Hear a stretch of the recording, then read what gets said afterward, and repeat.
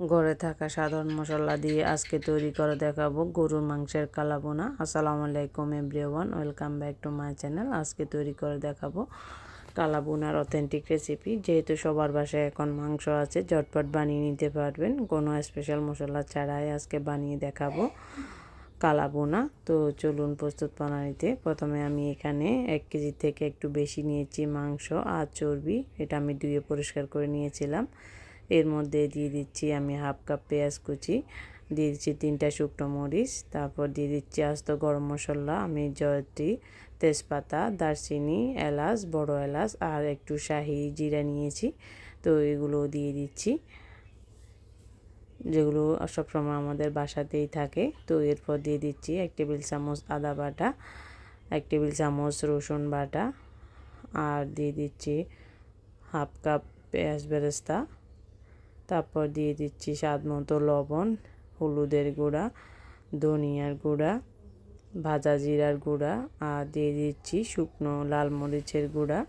এটা আমি 1 চা চামচ করে দিয়েছি।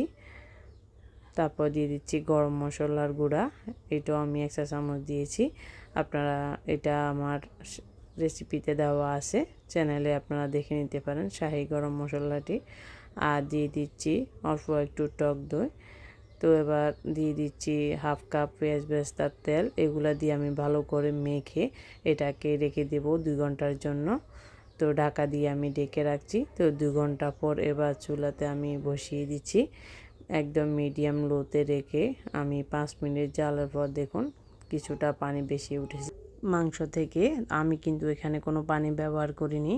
তো এটাকে আমি লোতে রেখে ভালো করে নেড়ে চেড়ে আমি আরও 5 মিনিট রান্না করার পর দেখুন আরও কিছুটা পানি উঠেছে।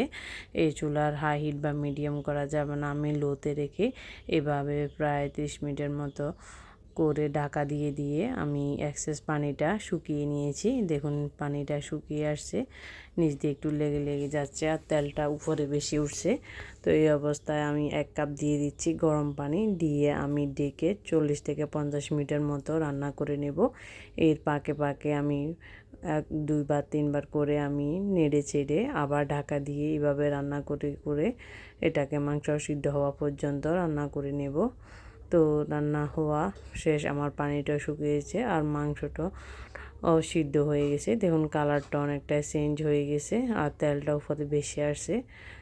তো এবার আমি মাংসটা রান্না শেষ। এবার কালাভুনার জন্য আমি একটা বাগার রেডি করে নেব। এর মধ্যে আমি দিয়েছি সরিষার তেল হাফ কাপ, অবশ্যই সরিষার তেলটা দিতে হবে। দিয়ে দিচ্ছি রসুন কুচি এখানে একটা, আর দিয়ে দিচ্ছি পেঁয়াজ কলি, এখানে আমি কেটে রেখেছিলাম পাপড়ি করে, এটা দিয়েছি হাফ কাপ। তো দিয়ে আমি কিছুটা ভেজে এবার আমি আগে থেকে যে কালো করে ভুনা জন্য রেখেছি মাংসটা, ওটা আমি এবার ভেজে আর একটু ভেজে নেব। ভেজে নিলে আমাদের অথেন্টিক কালা ভুনাটা রেডি হয়ে যাবে। তো আমি প্রায় আরও 10 মিনিটের মতো এইভাবে ভেজে নিয়েছি। তো আমার কালা ভুনাটা রেডি। আশা করি আমার রেসিপিটি আপনাদের ভালো লেগেছে। ভালো লাগলে চ্যানেলটি সাবস্ক্রাইব করে দেবেন, লাইক এবং শেয়ার করবেন ফ্রেন্ডস এবং ফ্যামিলির সাথে। তো আজ এ পর্যন্ত, ভালো থাকুন, সুস্থ থাকুন, দেখা হবে নতুন এপিসোডে। আল্লাহ হাফিজ।